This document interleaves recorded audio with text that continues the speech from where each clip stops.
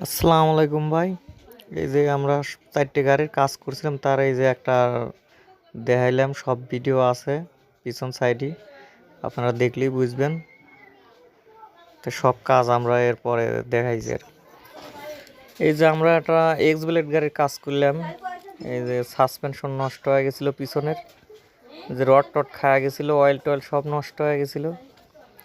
এই যে suspension rod পরিবর্তন করে এটা ঠিক করলাম। ঠিক করার পর এখন এই যে আমরা এটা সেট আপ করে দেবো। এই যে 8টি আর একটা গাড়ির সমস্যা হয়ে গেছিলো, এই যে হলুদ কালার, এই গাড়িটারও এই যে সাসপেনশন ঠিক করছে, যে একটা সেট আপ করছি। আর ওই যে একটা আমরা পিসার চেক করতেছি, মোটামুটি ওকে আছে। তো আপনাদেরকে এইগুলোর সমস্যা হলে ঠিক করার দরকার হলে আমাদের পাবনা সাঁথিয়া জোরগাছা বাজার চলে আসেন।